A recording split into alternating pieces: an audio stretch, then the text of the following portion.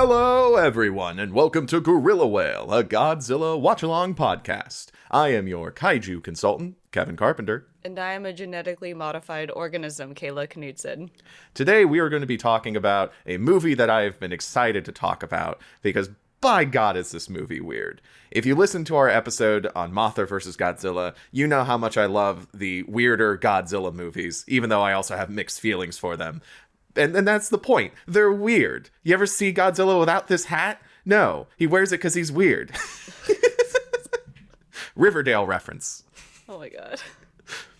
The movie that we are going to be talking about today is Godzilla vs. Biollante, released in 1989. Kayla, what's your first impressions of this movie? What's your first thoughts? Jesus. It was certainly a film. I was obsessed.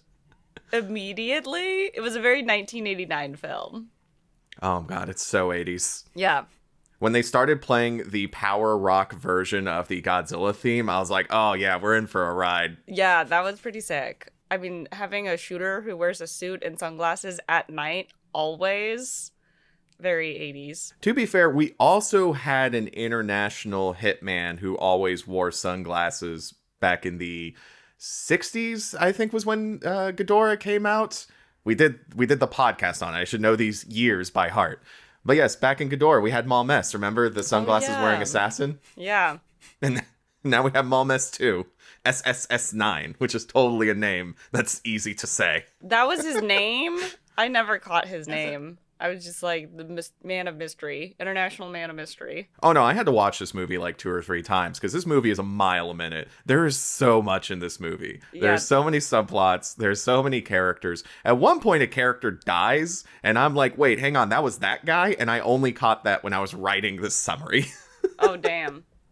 I probably missed that then. But don't worry, folks. I went through the effort of writing up a summary for this mile-a-minute movie. And by God, we're going to get through it. And we're going to talk about it. Because this movie, you know what? Let's just get right into it. Kayla, I'm going to jump into the historical context. You ready? Yep.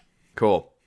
So, Kayla, your favorite thing happens. In 1985, Toho held yet another contest, asking the public for ideas for their next Godzilla movie. I did this when I was like 13 years old, and I ran out of ideas for the fan fiction I was writing. I posted, hey, if anybody has any ideas, just put them in the comments, and then maybe I'll use one. Why is a professional movie studio doing this? Oh my god. And for Godzilla, too. Like, you think it would kind of actually be pretty easy to write a Godzilla movie. You just kind of need to get another monster in there. Well, you don't say that, Kevin, because now everybody's going to ask for your Godzilla movie. And if it's not good, then they're going to tar and feather you in the streets of Reddit. Oh, you're right. Maybe that should be a special episode we do, is we talk about what our Godzilla, like we come up with a Godzilla movie idea. I don't pitch movies for free, Kevin. Ah. Well, actually, that's incorrect. All movie pitching is for free. Yeah, I was about to say, that's how that works. They don't pay you for the pitch until after you pitch it. No, they don't, actually, now that I think about it. Fuck. So anyway, 1985, Toho holds a contest. The winner was dentist and sci-fi writer Shinichiro Kobayashi, who came up with the idea of Godzilla fighting a giant plant monster. After Toho did their standard hacking away at the idea, it would eventually become Godzilla vs. Biollante. Toho would also bring in a new director, one Kazuki Omori. Kazuki had seen the original Godzilla in theaters as a child, though he admits that he got really scared when seeing Godzilla. He would also fade away from the franchise after watching Ghidorah the Three-Headed Monster, and instead take an interest in movies like 007. That interest in James Bond would certainly show in his directing style. In an interview in Markalite magazine, Omori would admit, quote, "I'm not such an enthusiastic fan of Godzilla. Although movies are, more or less, in some ways, unreal or complete fabrication, Godzilla seems like the biggest fabrication of them all." End quote. I don't understand the Zack Snyder shit of being put in charge of helming a big franchise and then saying in an official interview, I don't care about this franchise.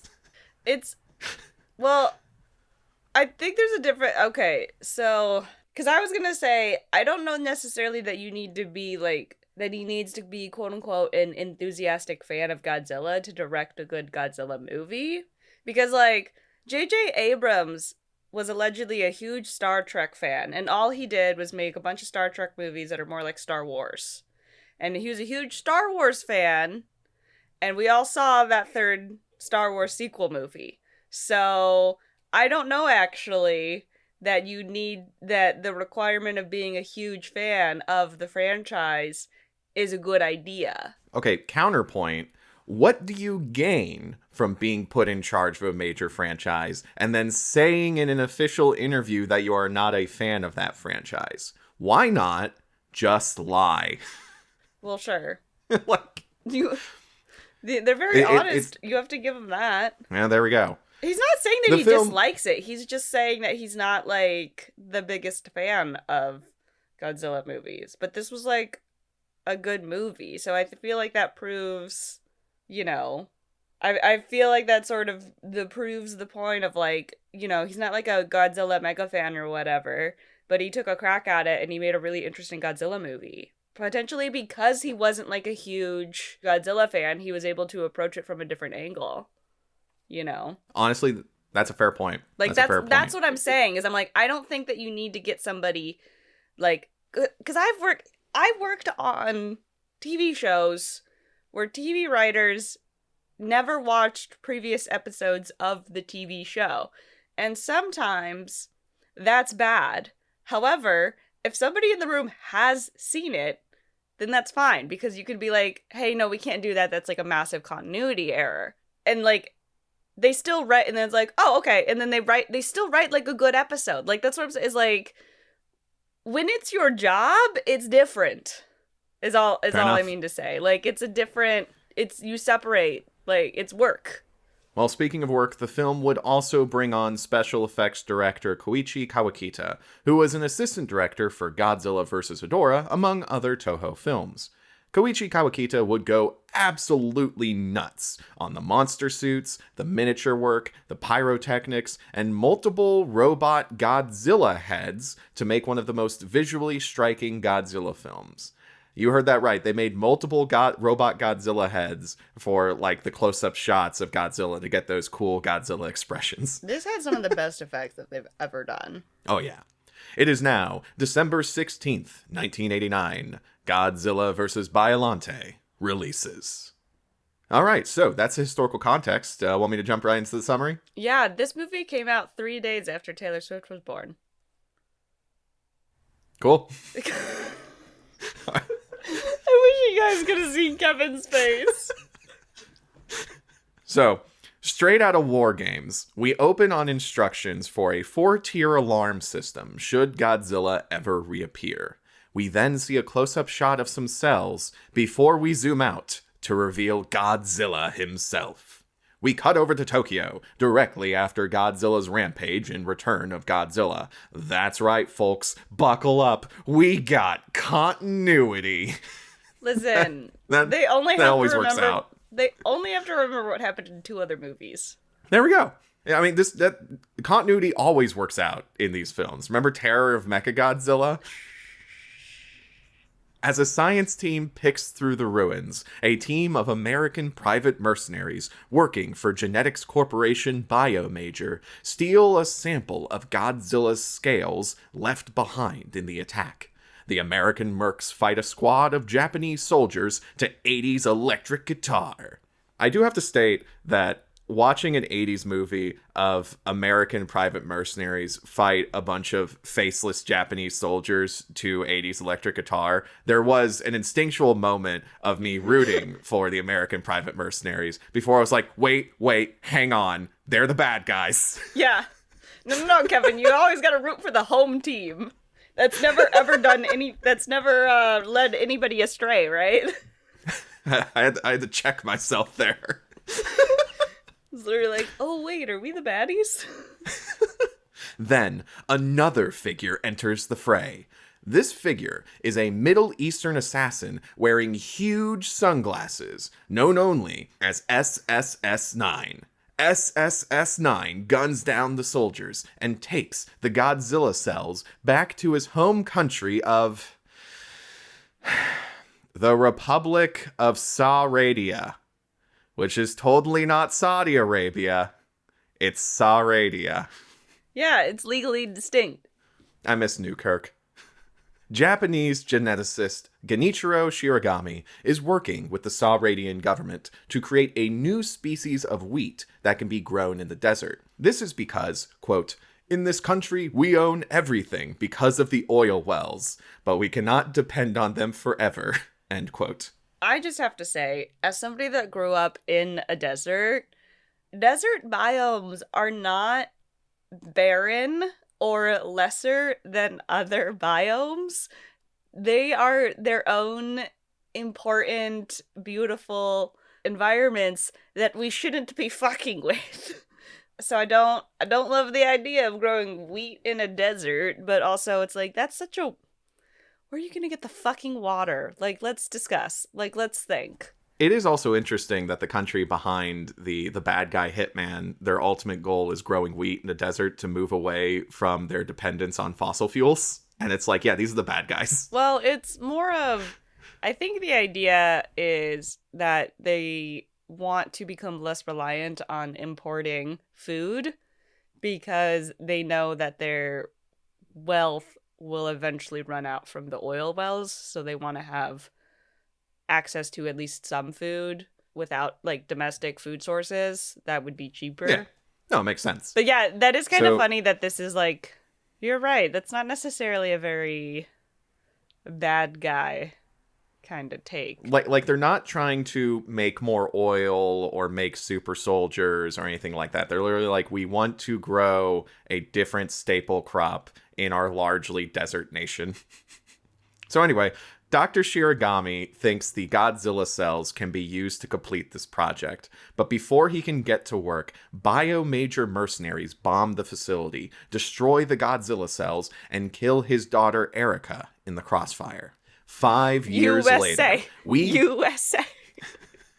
They're private mercenaries. They're not U.S. soldiers. They're private mercenaries for the bio-major American corporation. 5 years later, we meet teenage psychic Miki Sagusa, who is honing her abilities to speak to plants at the Japanese psionics research.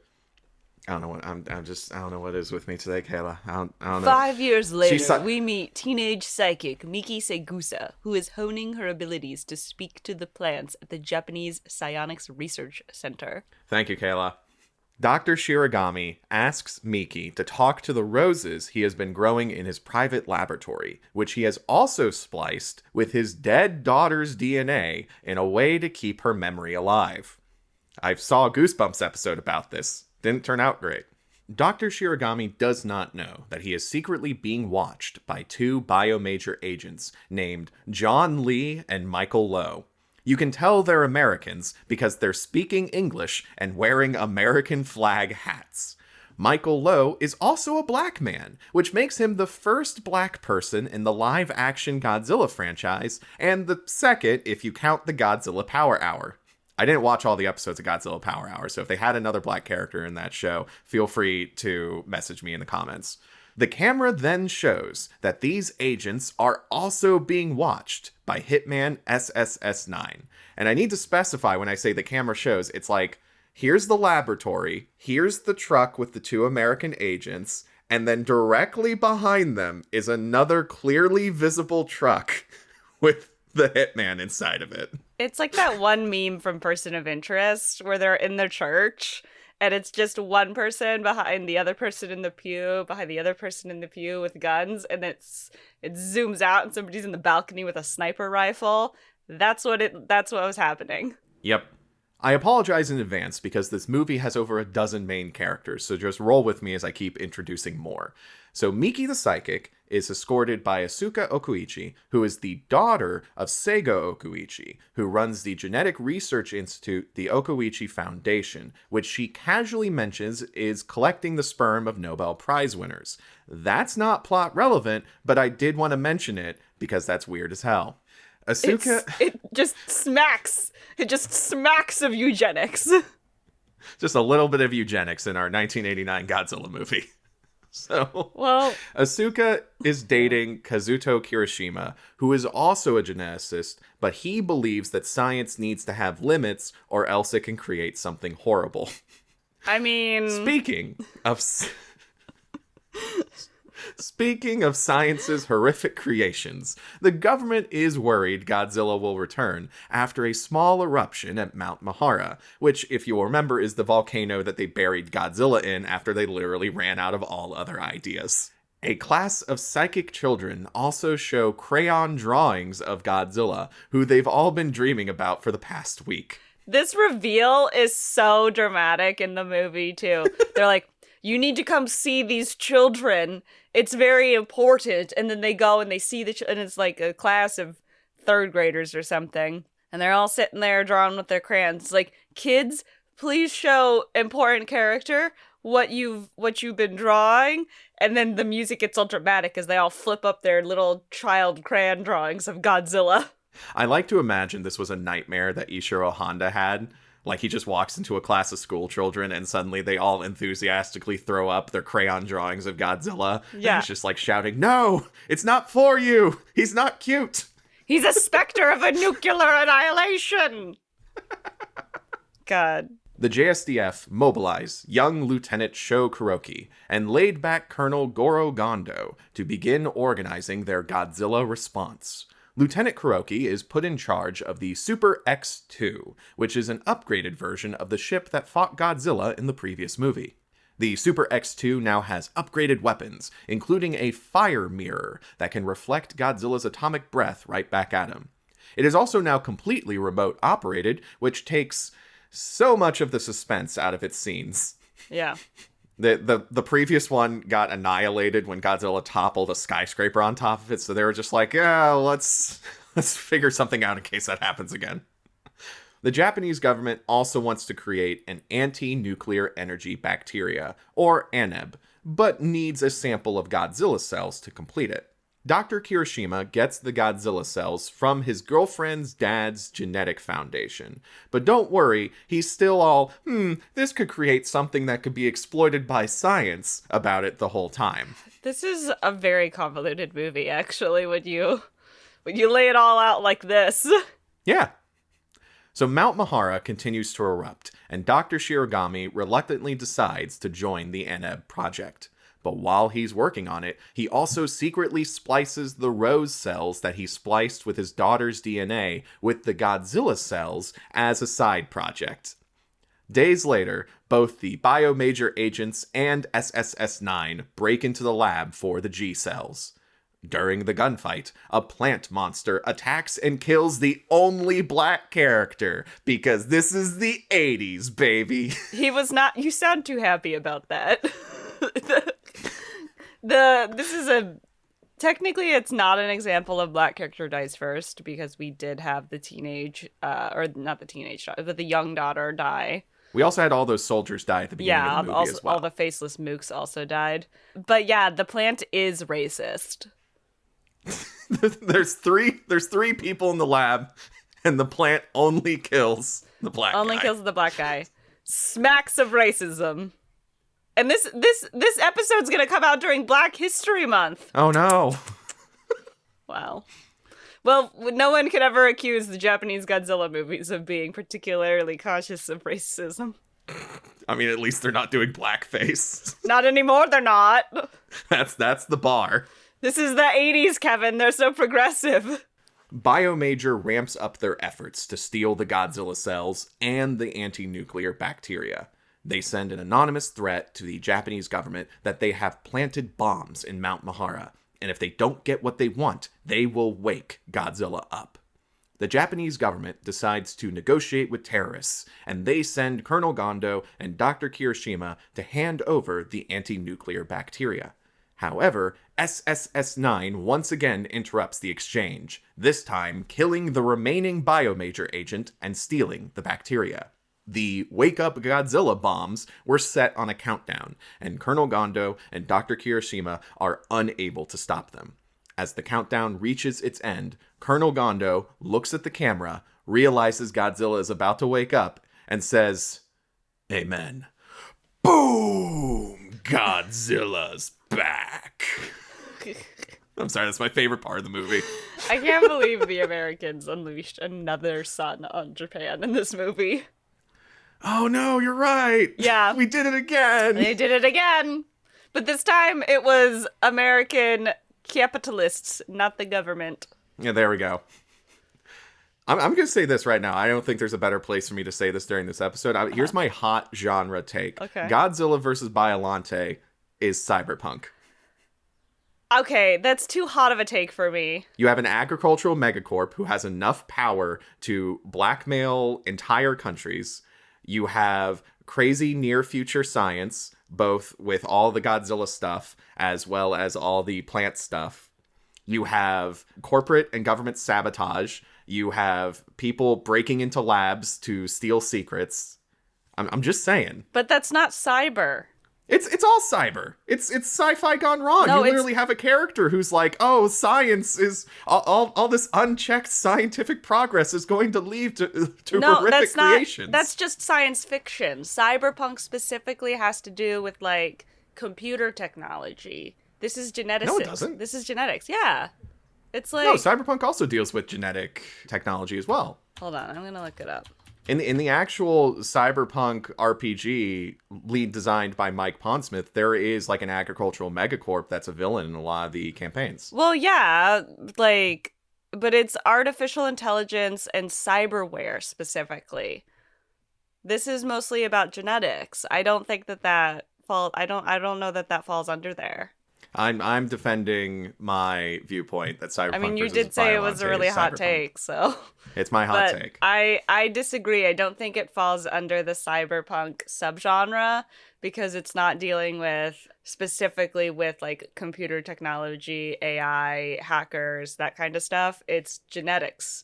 So it's Gattaca, which is not full tilt cyberpunk. Come into the comments. What do you guys think? Come into the comments. Come into the comments. As if things couldn't get any worse, a giant rose plant the size of a skyscraper appears in a nearby lake. Dr. Shirogami confesses to the weird science he did and names the giant plant monster Biollante.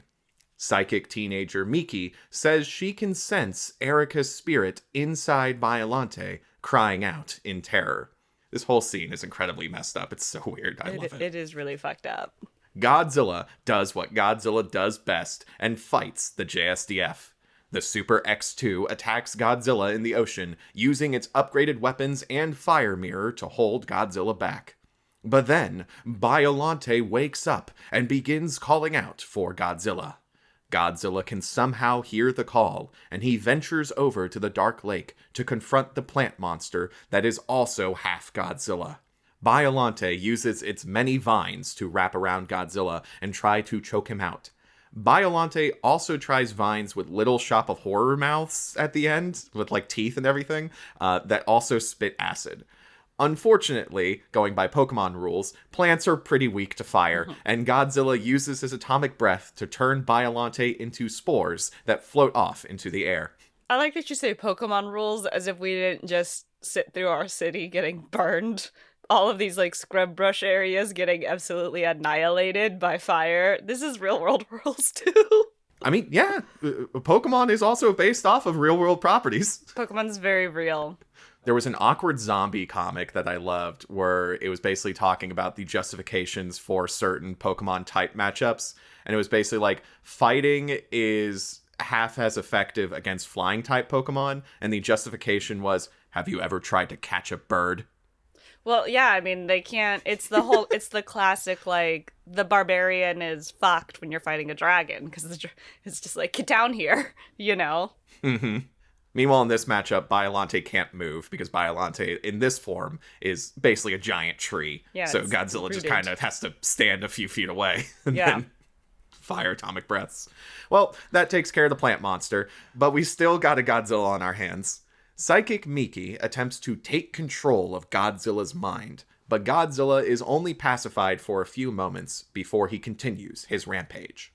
Colonel Gondo and Dr. Kirishima break into the Sauradia Oil Corporation's Osaka office, where the anti-nuclear bacteria SSS-9 stole is being stored. The JSDF now have a new plan. Distract Godzilla with tanks and the damaged Super X2.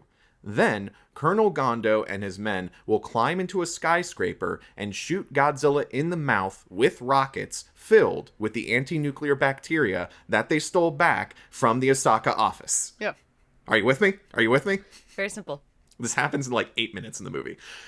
Godzilla gets hit with 3 rockets, and Colonel Gondo even gets off one more one-liner about Godzilla taking his medicine before Godzilla swipes the skyscraper and kills the soldiers inside.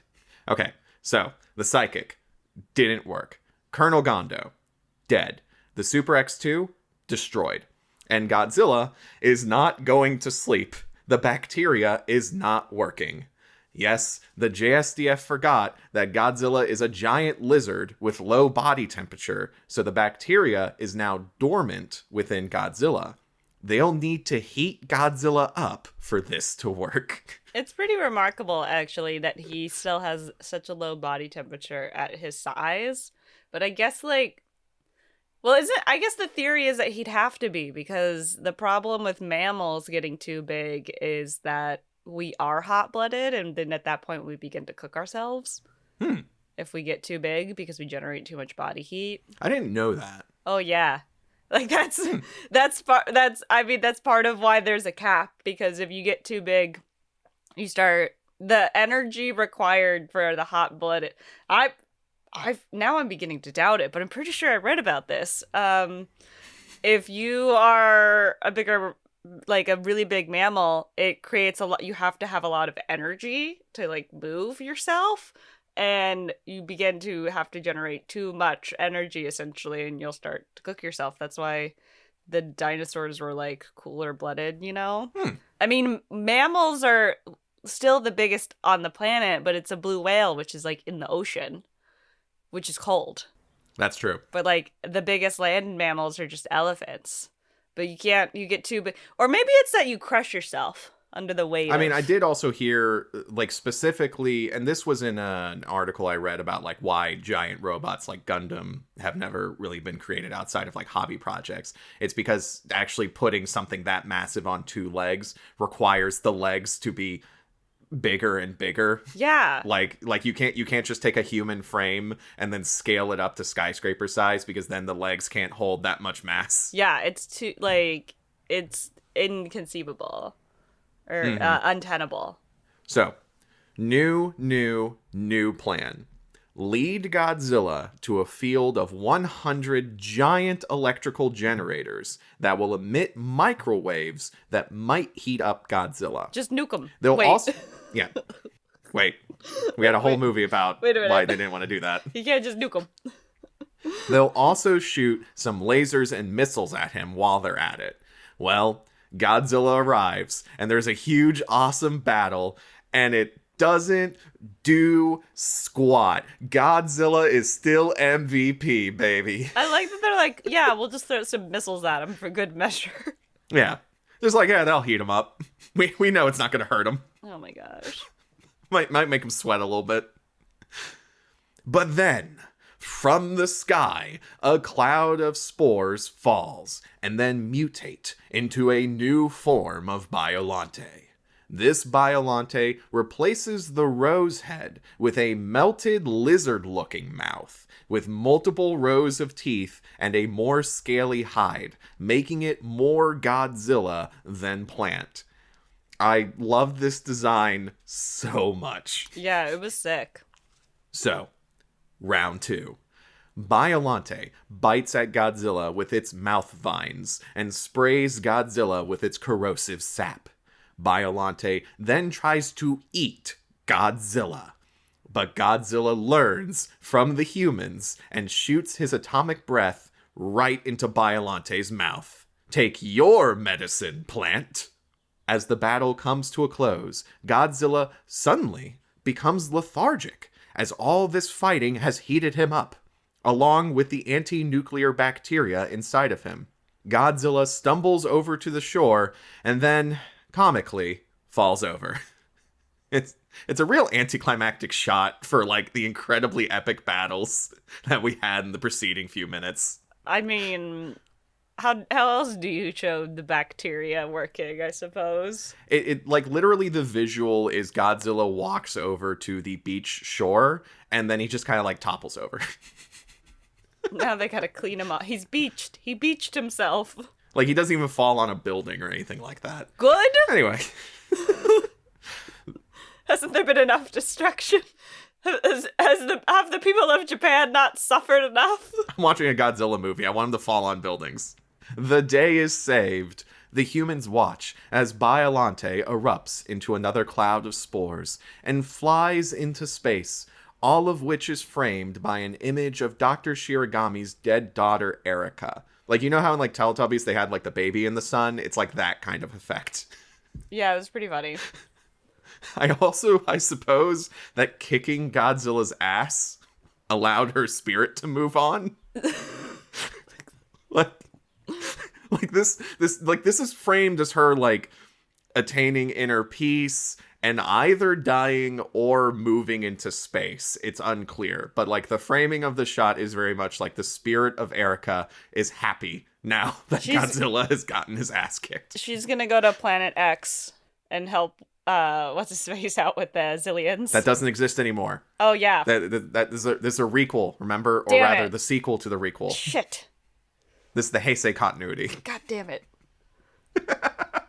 Anyway, Dr. Shiragami vows to never experiment on bacteria again because, quote, Biollante and Godzilla aren't monsters. It's the arrogant scientists that create them. How is that the fucking mess? Whether or not that's true, I feel like you could make a pretty compelling argument that they're still monsters. It's just the scientists created those monsters. These are man-made horrors. Whether or not that's true, Dr. Shiragami then gets shot by SSS-9. Ah, crap, we didn't wrap up that subplot. Dr. Kirishima chases SSS-9 into the giant generator field. The two men fight until SSS-9 stands on one of the giant generators. Then, Lieutenant Kuroki presses a button and disintegrates the Sauradian hitman. Okay, are we out of subplots? Is everything good? Nope. Kirishima and Asuka watch as Godzilla wakes up right next to them. Ah, crap. The water lowered his body temperature. But instead of rampaging, Godzilla just decides to swim away. We fade out to outer space, where a giant rose floats over Earth. Credits roll. The end. What a film. What a film. It was an action-packed, non-stop roller coaster. But it was visually, like, super cool. Oh, yeah. It was beautiful. And there was a deleted scene, actually, where right after a Godzilla versus Biollante fight, the spores spread and make a bunch of flowers erupt, like really colorful flowers. Mm-hmm. And so there's a shot of just like Godzilla walking through these hills that are just covered with vibrant, colorful flowers. And it looks really interesting, but they cut it out of the film, I guess, because they didn't want to they didn't want to put Godzilla next to a bunch of color, apparently. Everything else about this film was just beautiful. Yeah, it was like really exciting and dynamic too in comparison to some of the other Godzilla movies. Like it wasn't slow, you know. Some of the other ones they get like a little slow and you're like, what's going on here? There was a lot going. It was a little cluttered though, I will say that. Yeah, there was a lot going on. I mentioned while I was writing up this summary the amount of stuff that I just missed on like my first and second watch through of this, because there's so many different characters, there's so many different things that are introduced. You'll just have a quick scene of just like, yeah, no, we grabbed the anti-nuclear bacteria from the Osaka office of the Major Agricultural plant, and they were keeping it in there for reasons. Anyway, we've got them now, so we're going to use this for this plan, and then we're already to the next Godzilla scene. Yeah, it felt very like this movie felt very modern, which it came out in 1989, so like it is a modern film. Yeah, but that reminded me of there's like, sometimes the blockbusters now are a little bit stuffed with a lot going on, and you're like, what's happening here? Mm-hmm. We couldn't trim any of this down. But yeah, I thought it was really cool. I can see why Criterion picked this. This is not an ad. We're not sponsored by Criterion. But by the time this comes out, the movie will be releasing shortly on Criterion. So you will be able to actually buy a DVD of this, which is insane because these movies are really hard to get actual physical copies of. So if you want a physical copy of Godzilla vs. Biollante, Criterion has got it hooked up. And they're going to have probably lots of really interesting behind-the-scenes stuff, too, because they always pack it full of cool features and things like that. So it'll be interesting to see. Speaking of interesting behind-the-scenes stuff, so first thing, the Biollante costume, especially the second form, where it's the lizard, the melted lizard head and all the different vines and all that. Yeah. That was one of the most complex suits that they've made for a Godzilla movie. Like, it's up there with Kumonga, the giant spider, where there's just so many different wires and just a full team of people moving this costume at the same time. It was also very hard to see through for obvious reasons. Yeah. So when they did the scene where Biollante spews corrosive sap at Godzilla, they just kind of had to wing the general direction. Like, they really just kind of had to hope that he was spewing the corrosive sap in the direction of the Godzilla. And they also put like plastic wrap over the cameras just in case. Well, yeah. Like, in case it went like real far off. Yeah. It was really cool. The practical effects in this movie were really, really, really cool. I mean, it's worth it to watch it just for, like I said, the visuals of this one are really out of the park. And that's what I'm saying, is like, he did like a good, like, I think that they did a really good job. This is a really cool, fun Godzilla movie. Like, yeah, it's a little overpacked and convoluted, but good God, what Godzilla movie isn't convoluted? The first one? Yeah, we know. That's been the only incredibly solid no notes Godzilla movie. You know? Hang on, no, Mothra versus Godzilla. That's I thought true. that one was That's clean. True. It had the exact amount of characters it needed. Yeah, Mothra versus Godzilla. Godzilla versus King Kong.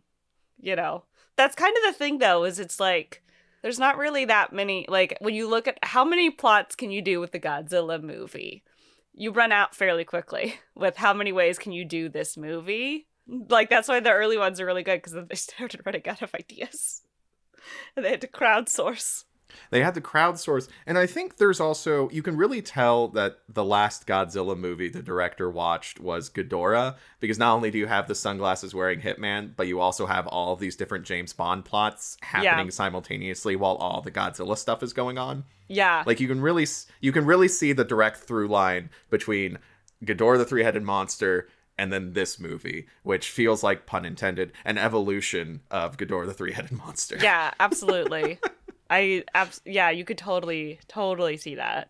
I don't know that I necessarily liked, well, it's interesting now because we're talking about this, and Caitlin Dever just got cast in the next Godzilla movie. Did you see that?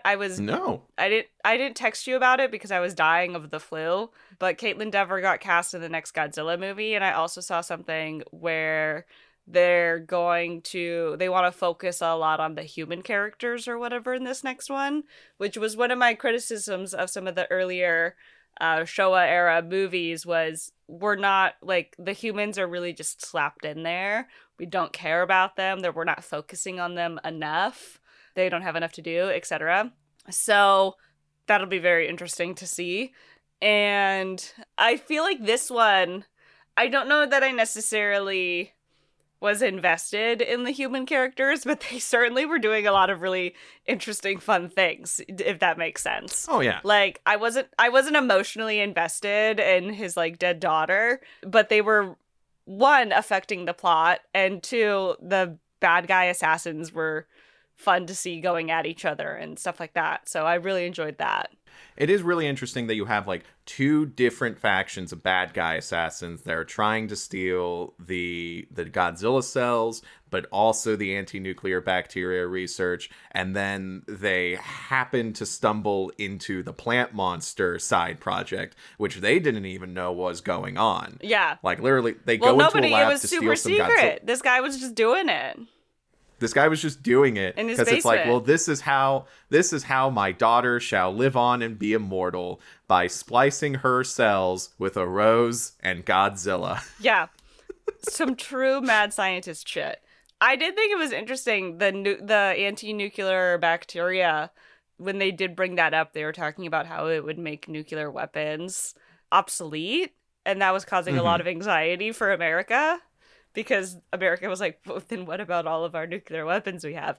Nuclear deterrence would be obsolete if there was anti-nuclear bacteria. And I was over here like, yes, nuclear disarmament, let's go. And then we didn't do that. The movie didn't do that. They did not do nuclear disarmament. I'm like, you had one fucking job as a Godzilla movie, and that was nuclear disarmament.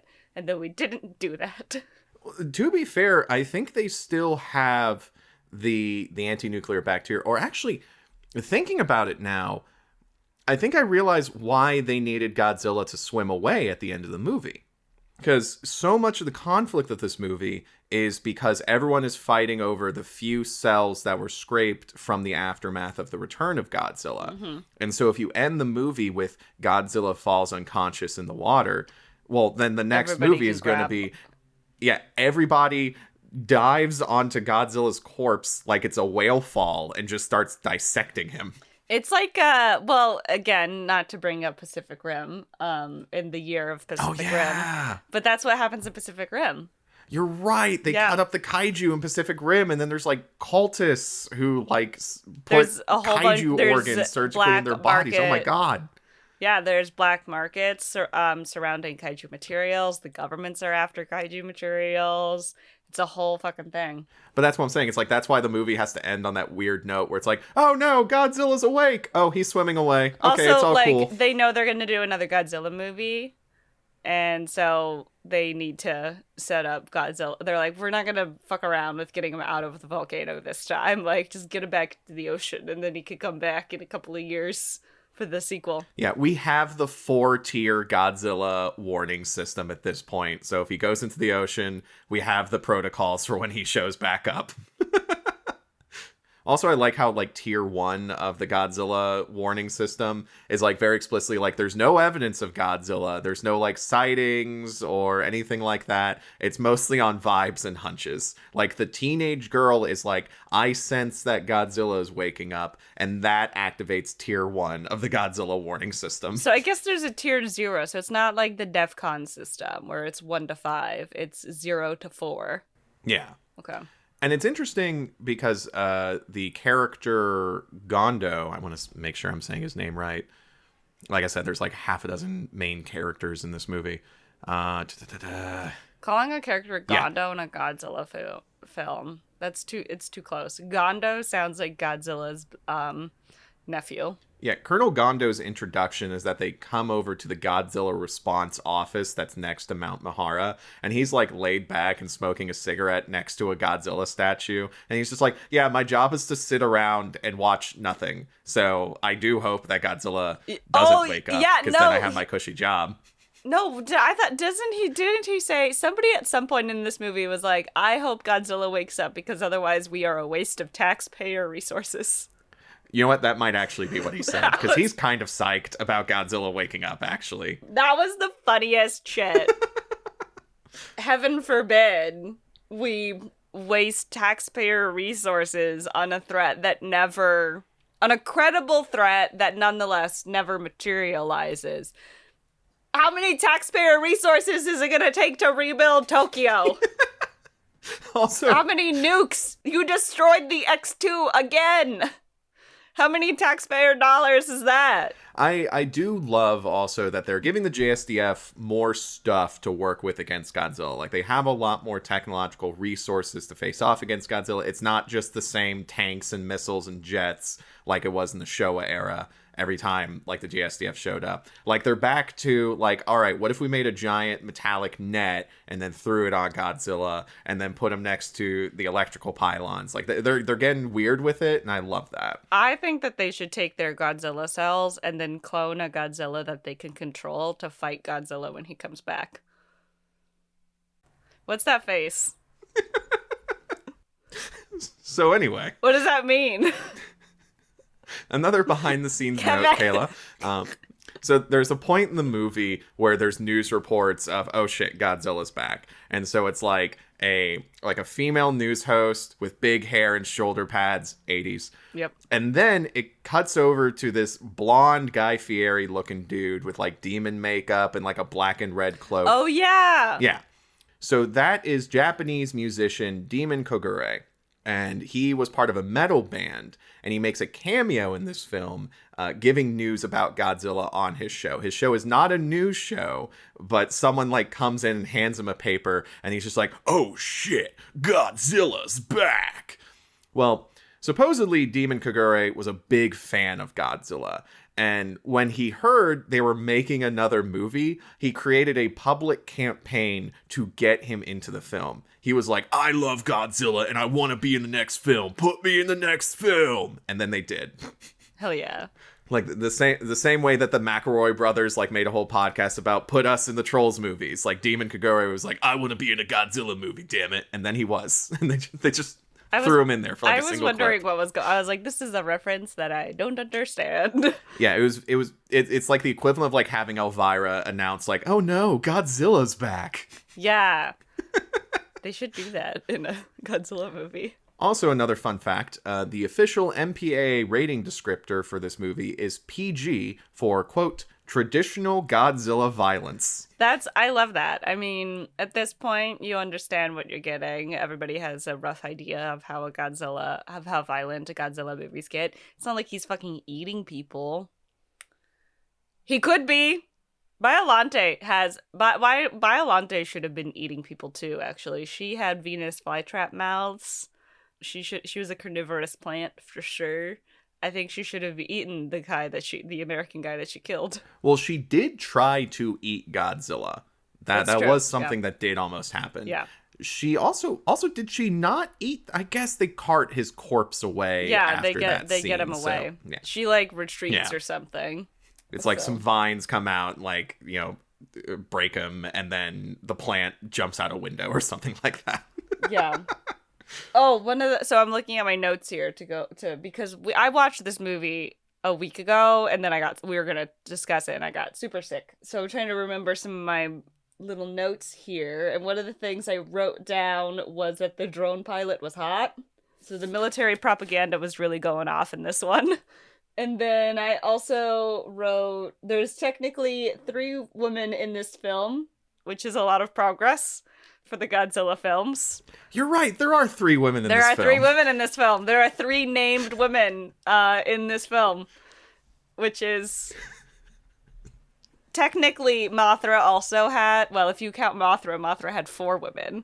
Because it was... Of course I count Mothra. It was Mothra, the, photographer lady...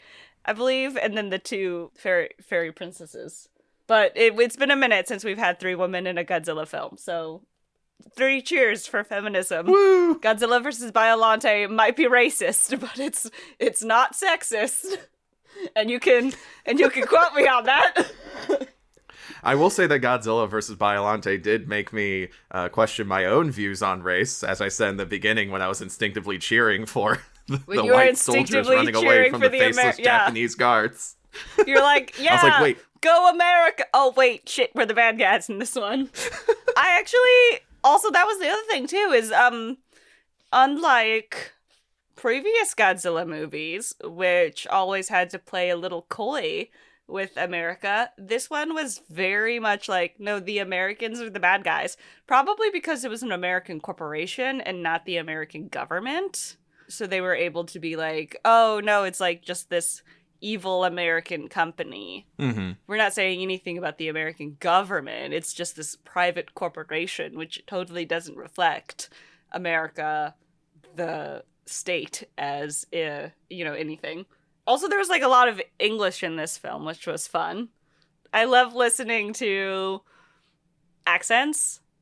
People just trying to do American accents. Well, it's also interesting because you have the 2 American mercenaries who speak English, of course. But then there's a scene where Dr. Shiragami is in the Republic of Sauradia, speaking to the Sauradian leader there, and both of them are speaking English in that scene. It's a lingua franca. Yeah. Yeah, it's their common tongue. Okay. Yeah, when somebody said nuclear weapons will be neutralized overnight, I literally wrote down, "Do not threaten me with a good time." And then my last notes are, "Oh, but what about nuclear disarmament?" Actually, my very last note is at the end, the scientist and girlfriend character, whatever, they're getting in a car. Oh yeah, their whole like subplot was something about like moving to Boston.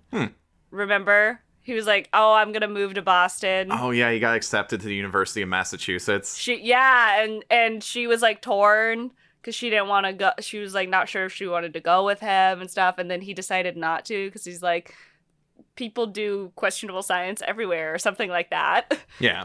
But they're like getting in the car, and I wrote down, did they end up going actually? Because I said, "We are going to America. You just defeated." They're like going to America, and I was like, "What are you gonna do? Go to Disney? Like you just defeated Godzilla. What are you gonna do now?" "I'm going to Disney." So maybe they did end up going. Honestly, if I helped defeat Godzilla, like I'd do nothing else in my life. I'd be celebrating for like 3 straight weeks. I have hit the peak of my life career. I would do nothing ever again. I'd be like, I've defeated Godzilla. Fun to the rest of my life. I'm gonna do whatever I want now. I will say an interesting thing with the Heisei era is we are going to see characters show up again. Like I said, the continuity does not stop here. Okay. The psychic teenager Miki, she's going to show up again. The young lieutenant, he's going to show up again. Like, we are going to get characters who have dealt with Godzilla before returning in later Godzilla films, and there's going to be kind of a storyline through the Heisei films. Of course, we're going to be jumping from one end to the other as, times change and all that, but it is kind of interesting to see, like, all right, now what happens with a world that remembers Godzilla rather than just the Showa era where every movie just kind of resets itself a little bit. You don't really have to pay attention to what happened in the previous movie. Speaking of a psychic teenager. Okay, so we've had ESP psychic stuff in Godzilla films before because we've really run the range of science and magic and stuff in all of these films. We've had aliens, we've got genetic engineering now. But for this film to be so much about genetic engineering, but then also here's ESP and psychics totally like accepted in the world was interesting. And I feel like there was a lot of ESP psychic stuff going on in the 80s, and I don't know, is this because like we declassified all of those whether or not drugs could cause mind altering powers? There was like a specific name for it. You know what I'm talking about? No, you're talking about like The Men Who Stare at Goats, like that movie, talking about the historical event of, the American government trying to get into psychic training and whatever. I think just ESP and psychics is just a larger part of Japanese mythology and especially Japanese sci-fi. But like ESP and stuff like that mixes with monsters and aliens more easily. Okay. So I think this is also like, you're already making a movie about Godzilla versus the giant plant monster, and the giant plant monster is going to have the ghost of the mad scientist's daughter within it. So you might as well throw in some psychic stuff in there as well. Yeah, that's true. It's a big melting pot of lots of I think it's also psychic stuff has been in Godzilla films before. I know, We've had kids just randomly get psychic visions of Godzilla. We have had the beginnings like I think it was Ebirah Horror the Deep that just started with a psychic saying like, "Hey, your son is still alive." What was the one with the Venus aliens where it was the whole thing where she either was having psychic visions about, it was King Ghidorah. Oh yeah, the Venusians. Yeah. And she's having like visions of Ghidorah, and we were arguing about whether or not it was because she was being possessed by a ghost that was giving her like memory, or whether or not she was like the ancestor, like the descendant, and had inherited some sort of like magical power kind of a thing. Yeah. Yeah. I think that's part of why this movie works for me, is that even though it is very much into science fiction questions, once again, we're back to, science and scientific progress unchecked can lead to the creation of incredible horrors. We're also, we're making a Godzilla film, so let's throw in all the other weird stuff. Let's have plant monsters. Let's have psychic teenagers. Let's have all of this different weird stuff happening because screw it, we're making a Godzilla movie. Let's just have fun with it. It felt dialed up to 11 would be the way that I would describe it. Yeah.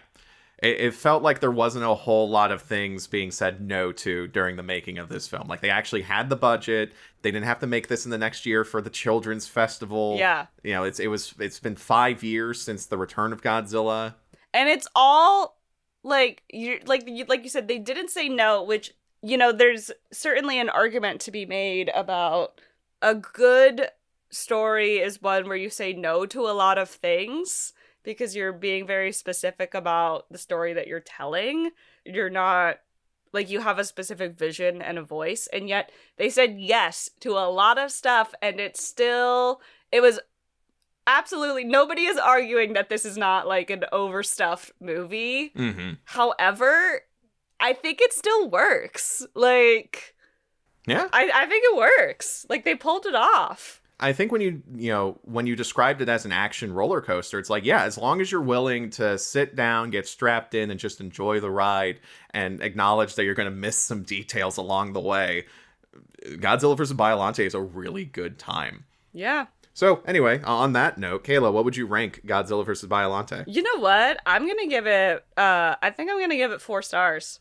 Same here. 4 out of 5. Yeah, I really enjoyed it. I had a lot of fun with it. Also, I love the poster for this film, or at least like one of the major posters, because it's this like very vibrant, dynamic Godzilla in front of the giant rose monster.